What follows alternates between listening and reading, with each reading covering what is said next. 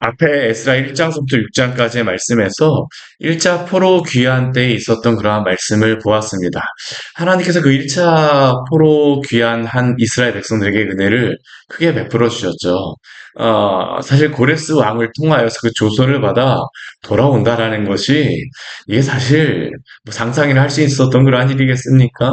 근데 이것은 그들이 충분히 기대할 수 있는 것입니다. 왜냐하면 하나님이 이미 이사야 선지자와 또 예레미야 선지자를 통하여서 이러한 일이 있으리라고 말씀하여 주셨어요.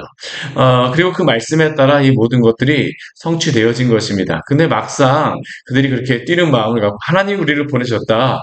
하나님 우리를 이곳에 오게 하셨다라는 그런 마음을 갖고 성전을 건축하기 위해서 오고 또 초막절을 지내고 또 성전의 기초를 쌓아서 어떠한 문제가 발생합니까? 이 성전을 건축을 성전 재건을 방해하는 그 사람들이 나타나게 되어지죠. 그러한 일이 생기니까 어떻습니까? 그들의 마음이 당장 낙심되지 않습니까? 우리는 하나님을 위하여서 왔는데 아니 어떻게 이런 일이 생기지? 근데 하나님께서 어떻게 하세요? 한 20년 정도 그러한 일들이 중단되긴 하셨지만 그러나 그 중단된 그러한 일들을 통하여서 또 그 중단되어졌을 때 하나님이 학개와 스가랴 선지자를 보내셔서 그들의 마음에 다시 한번 주님의 교회를 향한 그러한 불을 말씀을 통하여서 지펴주시고 또 그들이 그러한 일이 있음에도 불구하고 닫든다라고 하는 그러한 충독이 그것을 방해하는 일들이 있어서 또다시 어려움에 빠지는 것 같지만 하나님은 그 닫든을 통해서 어떻게 하십니까? 다리오에게 그 고레스 왕의 조서를 확인하게 하심으로 그 성전이 이전에 그들이 계획하였던 것보다 훨씬 더 빨리 더 완전하게 지어줄 수 있는 기회를 또한 그러한 방법을 하나님이 허락하여 주셨습니다. 어찌 보면 풍랑과 같은 그러한 일이 있었지만 그 풍랑을 통하여서 그 풍랑을 순풍으로 바꿔주심으로 더 빨리 더 완벽하게 갈 수 있도록 하나님의 은혜를 베풀어 주셨던 것이 바로 1장에서 7장까지에 나왔던 그러한 말씀입니다.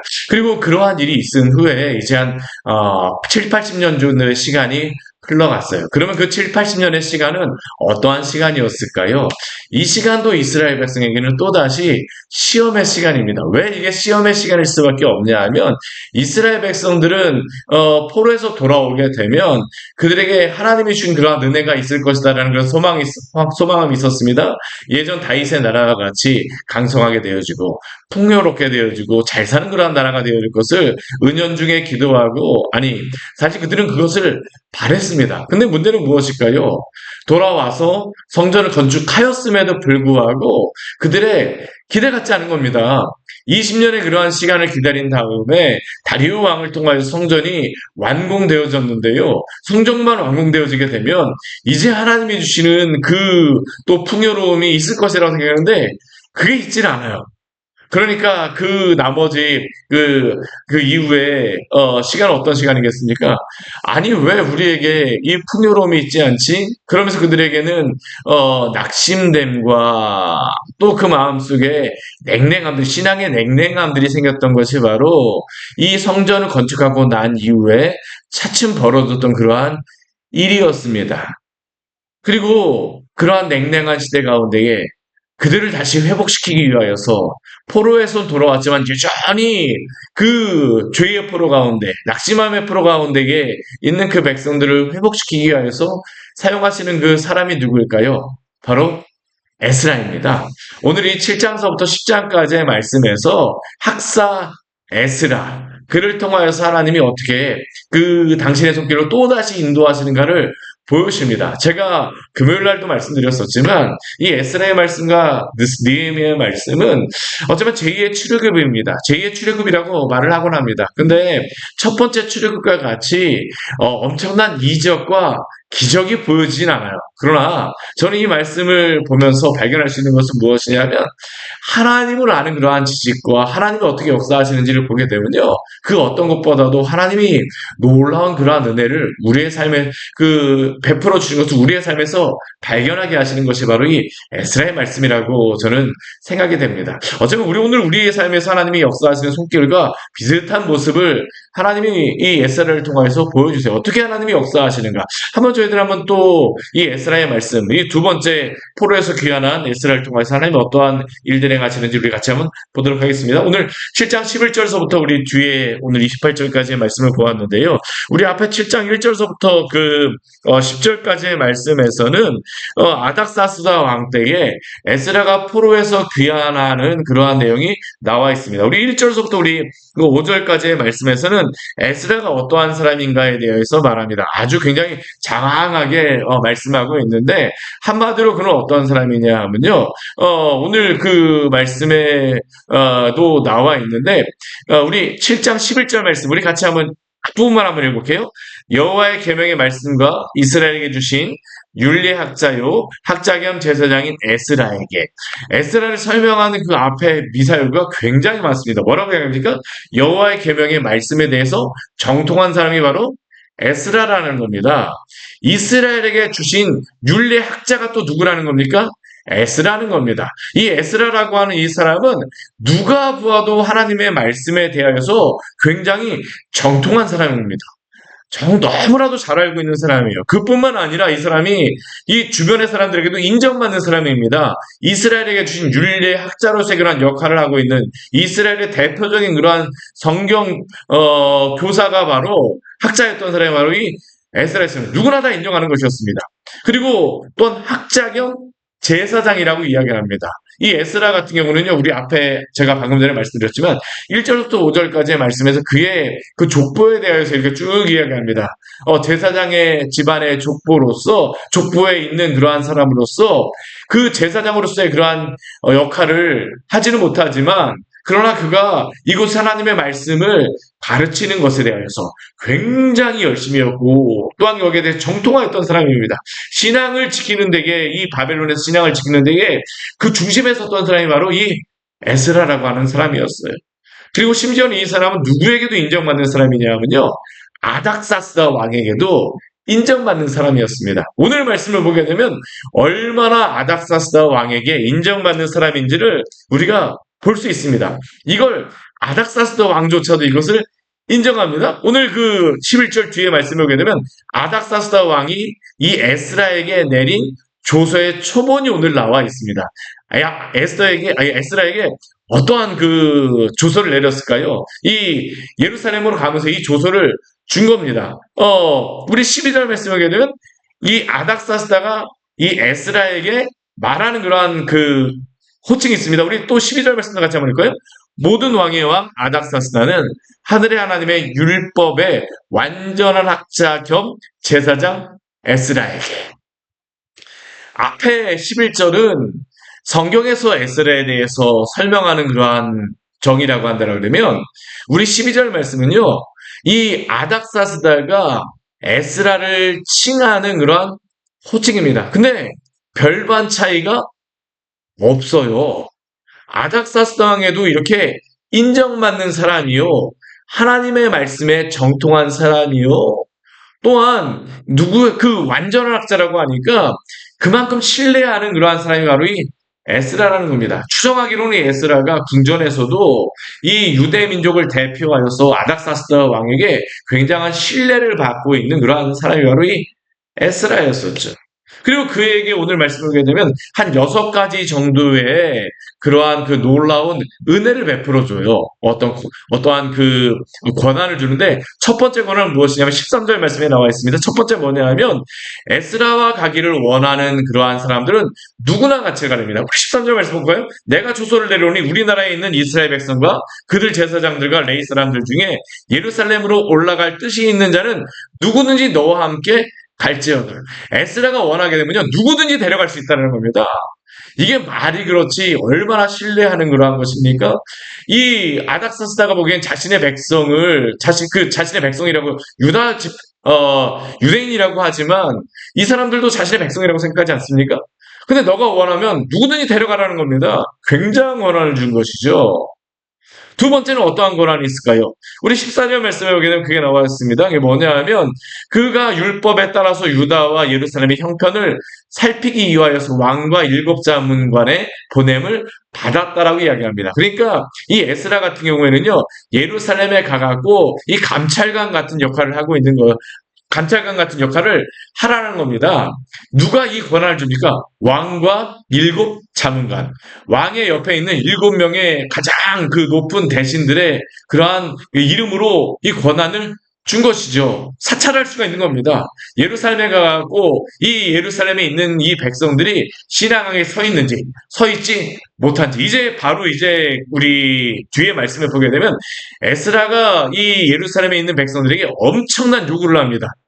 그런데도 불구하고 엄청난 요구를 하는 게 그냥 개인적인 요구가 아니고요. 신앙적으로 이스라엘 백성들이 타협하고 있는 이 이스라엘 백성들, 낙심하고 있는 이스라엘 백성들, 하나님 원망하고 있는 이스라엘 백성들에게 너희의 그 죄의 찌꺼기를 다 벗어버리라고 하는 굉장한 명령을 내는데 그 말씀에 따라 따를 수밖에 없는 이유가 무엇일까요? 바로 이러한 권한이 있었기 때문입니다. 살필 수 있는 권한을 주었어요. 세 번째는 어떤 거니까요? 어떤 권한을 주었을까요? 엄청난 재정의 권한을 줍니다. 우리 15절부터 18절까지의 말씀을 보게 되면 어떠한 재정의 권한을 주냐 하면 왕의 자문관들이 예루살렘에 거하는 이스라엘 하나님께 성심으로 드리는 은금. 에스라가 간다라고 하니까 왕과 자문관들, 뭐 아까 7명의 일곱 자문관들이 있었는데 이 사람들이 에스라에게 은금을 내리는 겁니다. 왕이 주었어요. 간다라고 하니까 그냥 막 엄청난 비용을 하사하는 거죠. 그뿐만이 아닙니다. 16절 말씀을 보게 되면 바벨론 온도에서 얻을 모든 은금. 이 에스라가 이곳에 간다라고 하니까 바벨론 전체에서 순교금하는 것 같습니다. 다 모아서 이 은금을 누구에게 주는 겁니까? 에스라에게 맡기는 겁니다. 그리고 이 은금을 가지고 무엇 할 수 있는 권한까지 주냐면 16절 우리 뒤에 말씀해 보게 되면요. 하나님의 성전을 위하여 기쁘게 드릴 예물이라고 이야기를 합니다. 그리고 이 예물을 가져다가 무엇을 하라고 이야기하냐면 우리 17절 말씀을 보게 되면 예루살렘 그 성전에서 하나님께 성전 제단 위에 드릴 수 있는 권한을 주었어요. 이렇게 은금을 맡기고 나서 너가 여기에 써야지 돼, 여기에 써야지 돼. 이렇게 막 왕이 정해주고 나라를 위해서 쓰라는 게 아니고요. 하나님의 성전을 위하여서만 재물 드리는 데만 이 돈을 쓰라는 겁니다. 이거 엄청난 거 아닙니까? 하나님의 교회를 위해서 쓰라고 나라에서 다 모아서 주는 겁니다. 그뿐이 아닙니다. 우리 18절 말씀 보게 되면요. 그것하고도 남을 돈이었었거든요. 그러니까 18절 말씀 보게 되면 또 무엇에 쓰라고 이야기하냐면 그 나머지 은금은 너와 너의 형제가 좋게 여기는 일에 쓰라. 그러니까 예루살렘에 가갖고 낙심하고 있는 그 사람들 다시 한번 그 사람들에게 권면하고 너가 이 어려움에 있는 사람들 굉장히 극심한 어려움에 있었습니다. 그러니까 그 사람들에게 도울 수 있는 곳에 너가 그 은금을 쓰라는 겁니다. 그러니까 이 재정을 쓸 수 있는 권한을 에스라에게 줬습니다. 엄청난 권한을 준 거죠, 아닥사스다가. 하나님의 은혜입니다. 그리고 그것뿐만 아닙니다. 우리 뒤에 한번 볼게요. 그 재정적인 권한이 계속적으로 주어지고 있습니다. 이건 일회성이잖아요. 우리 앞에 말씀에서는 15절부터 우리 18절까지의 말씀에서 일회성뿐만 아니라 우리 뒤에 19절부터 20절까지의 말씀에 보게 되면요. 정말 엄청난 일이 벌어집니다. 하나님의 성전에서 섬기는 일을 위하여 그 에스라에게 준 그릇을 예루살렘 하나님 앞에 드리고 그리고 20절 말씀에 오게 되면요. 하나님의 성전에 쓸 것이 있어서 또 드리고자 하면 무엇인지 궁중창고에서 내다가 드릴지니라. 내가 너에게 이렇게 돈을 줬는데 부족하게 되면 만약 재물이 은금이 부족하게 되면 궁중창고에서 내다가 드리라고 하니까 이건 궁중창고를 쓸 수 있는 권한을 줬으니까 이건 왕의 지갑을 에스라에게 맡긴 겁니다. 엄청난 거죠. 이러한 권한을 이 페르시아 전체에서 이러한 권한을 받을 수 있는 사람이 몇 명이나 될까요? 이 에스라가 이게 엄청난 권한을 아닥사스로부터 이게 받은 겁니다. 또 그 뒤에도 한번 보십시오. 이 정도가 아닙니다. 우리 21절 말씀해 보게 되면요. 이 에스라가 오게 되면 이게 지금까지는 이게 일회성의 비용입니다. 21절 이후에 말씀을 하게 되면 이 유브라데강 건너편입니다. 어제도 그 우리 6장 말씀에도 유브라데강 건너편에 축복 갔던 애가 그 어려운 일을 그 계속 걸림돌이었었는데 우리 21절 말씀에서는 아예 그냥 아닥사스다가 이렇게 명령합니다. 뭐라고 이야기하냐면 우리 21절에서 같이 한번 볼까요? 나곧 아닥사스다 왕이 유브라데 강 건너편 모든 창고지기에게 조소를 내려 이르기를 하늘의 하나님의 율법 학자 겸 제사장 에스라가 물은 너희에게 구하는 것을 신속히 시행하되. 예전에 그 다리우 왕이 했던 것, 그걸 파악하고 있는 겁니다. 계속 내려오고 있는 것이었어요. 그러다 보니까 이번에도 가게 되면 이 에스라가 하는 일에 대해서 계속 태클 거는 사람도 있을 것을 알고 나서 이번에는 아예 그냥 면허증까지 주는 겁니다. 유브라데강 건너편에 있는 창고지기들, 뭐 총독이라든가 뭐 그 사람들 아니겠습니까? 재정 관리하는 사람들에게 너가 이야기해갖고 너가 받을 수 있는 권한이 있어. 무엇을 받을 수 있다고 하니까 22절 말씀에서 아예 그냥 딱 중에서 얘기하는데요. 은은 몇 달란트입니까? 100달란트. 밀은 몇 고루입니까? 100고루. 포도주는 얼마입니까? 100밭. 기름도 100밭. 소금은 어느 정도니까 정량 없이 무한정.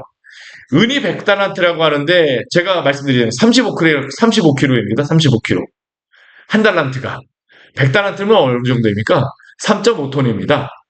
이게 어느 정도의 양이냐면요. 이 시대에 그 나온 문헌에 의하면 이 유브라데강 건너편에서 1년 동안 얻어지는 그러한 세금이 350달란트였다라고 이야기하면 350달란트. 근데 거기에 100달란트를 마음껏 쓸 수 있는 권한이라고 한다면요. 3분의 1 정도의, 3분의 1에는 못 미치지만 그 정도의 그러한 그 세금을 이 에스라가 마음껏 쓸 수 있는 권한이 있었던 겁니다. 여기 또 100고루라고 하는데 이 100고루라고 하는 양이 어느 정도냐면 이게 1만 3,600리터 정도의 그런 밀의 양이라고 합니다. 이게 저는 어느 정도인지 모르겠지만 아무튼 무한정한 양입니다. 진짜 굉장한 양이죠. 우리 포도주 100밭이라고 하는데 이거는 1800리터 정도의 그러한 이 포도주고 기름도 그렇습니다.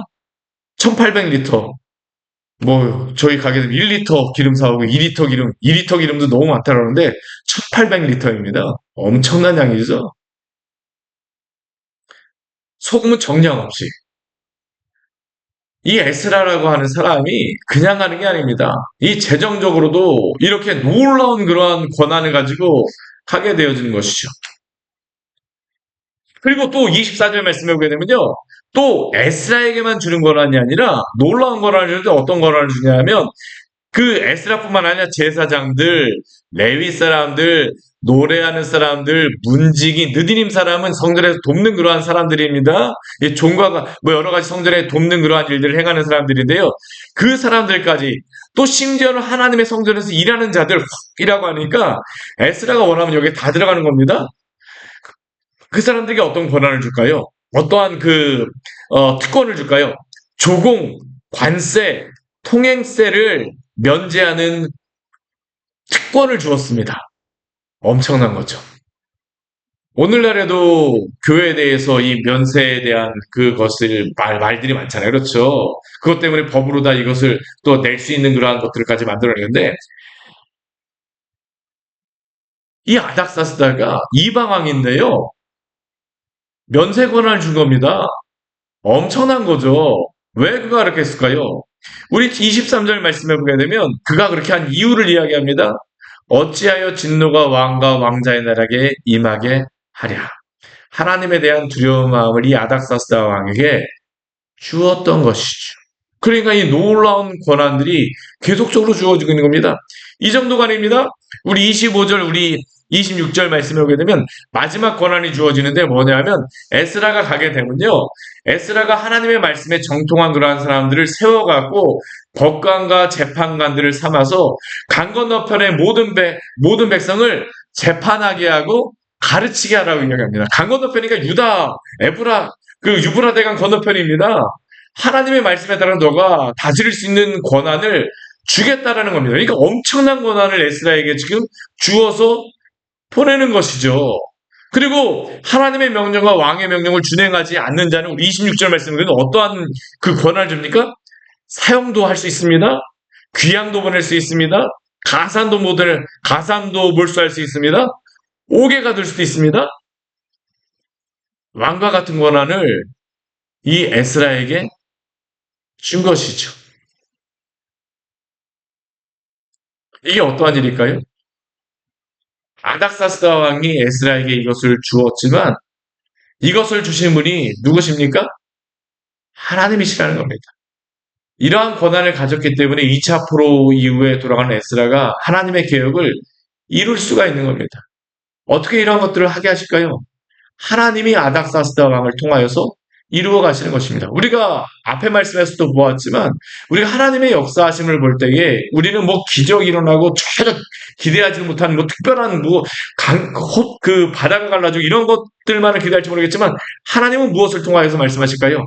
사람들의 마음을 변화시키시고 심지어는 이방인들 왕의 마음까지 하나님이 사용하심으로 말미암아 오늘도 이러한 일을 행하시는 하나님이심을 믿으시기를 바라며 우리 하나님은 이러한 하나님이시라는 겁니다. 하나님은 오늘도 이러한 일을 행하실 수 있다라고 오늘도 우리에게 말씀하여 주세요. 근데 오늘 이러한 일을 행하시는 하나님이신데요. 이러한 일을 행하셨습니다. 근데 여기 한 가지의 단서가 있습니다. 그게 뭐냐면 27절과 28절에 나와 있는 그런 말씀입니다. 우리 27절과 28절에서 같이 한번 해볼게요. 우리 조상들의 하나님 여호와를 송축할지로다. 그가 왕의 마음에 예루살렘 여호와의 성전을 아름답게 할 뜻을 두시고 또 나로 왕과 그의 보좌관들 앞과 왕의 권세에 있는 모든 방백의 앞에서 은혜를 얻게 하셨도다. 내 하나님 여호와의 손이 내 위에 있으므로 내가 힘을 얻어 이스라엘 중에 우두머리들을 모아 나와 함께 올라오게 하였노라. 에스라가 올라올 때 그냥 올라오지 않고 누구를 데리고 올라오냐면요. 이스라엘 중에 우두머리들을 모아서 올라왔습니다. 이 정도 되니까 올라오는 겁니다. 이 사람들이. 그런데 여기에 중요한 한 가지의 단서가 있어요. 이게 무엇이냐면 하나님이 이러한 일을 행하시는데 에스라가 여기서 한 가지 보이는 모습이 무엇이냐면 이 일을 내가 했다가 아닙니다. 내가 했다가 아니에요. 누가 하셨다입니까? 하나님이 하셨다는 겁니다. 우리는 이 말씀을 너무나도 쉽게 그냥 넘어갈 수 있는데 그렇지 않아요. 이건 에스라가 하나님을 찬양하는 말씀인데 이러한 일들을 우리가 겪게 되면 어떻습니까? 내가 아닥사스다라는 게 잘 보여서 내가 능력이 있어 성경 말씀을 잘 알아서 무엇을 해서 근데 오늘 말씀 보십시오. 내가 할 수는 없습니다. 내가 들어가는 것도 다 무엇입니까? 여호와의 손이 내 위에 있으므로 내가 힘을 얻어 내 힘이 아니라는 겁니다. 이건 누구의 힘입니까? 하나님의 힘이라는 겁니다. 사랑하는 여러분, 오늘도 하나님께서는 우리에게 이렇게 역사하시는 하나님이십니다. 근데 문제는 무엇일까요? 우리가 이렇게 민감하게 하나님의 그 역사하심을 볼 수 있느냐라는 겁니다. 교만의 죄가 무엇입니까? 이 민감함이 없는 것이에요. 내가 했다라는 겁니다. 그러나 하나님이 하십니다. 하나님의 그 능하신 손이 오늘도 역사하심을 기억하십시오. 오늘까지 지내온 것, 지금까지 지내온 것, 주의 신은혜라. 한량없는 주의 사랑, 어찌 이루 말하랴. 오늘도 이렇게 고백하는 가운데에 주님과 동행하는 귀한 우리의 복된 삶이 되어지기를 축원합니다. 같이 기도하도록 하겠습니다. 하나님 아버지 오늘 말씀을 통하여서 하나님이 에스라에게 베풀어 주신 큰 은혜에 대하여서 보았습니다. 우리에게 하나님 아버지 이러한 은혜가 없다라는 것이 문제가 아니라 사실은 오늘도 하나님께서는 우리에게 놀라운 은혜로서 우리와 함께 하시고 지금까지 지켜주는데 사실 우리에게 하나님의 이 놀라운 손길을 우리가 체험할 수 없고 알지 못하는 그런 민감함이 없습니다. 우리에게 하나님 아버지 이러한 신앙의 민감을 허락하여 주시옵소서.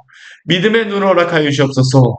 오늘도 당신의 손 가운데 장중에 붙들어 주시는 하나님 아버지 그 놀라운 은혜를 민감하게 깨닫게 하여 주시고 주님과 동행하는 귀한 복된 하루 될 수 있도록 주여 함께하여 주시옵소서. 예수님 이름으로 기도드립니다. 아멘. 오늘 말씀 같이 기억하시면서 기도하며 나가도록 하겠습니다.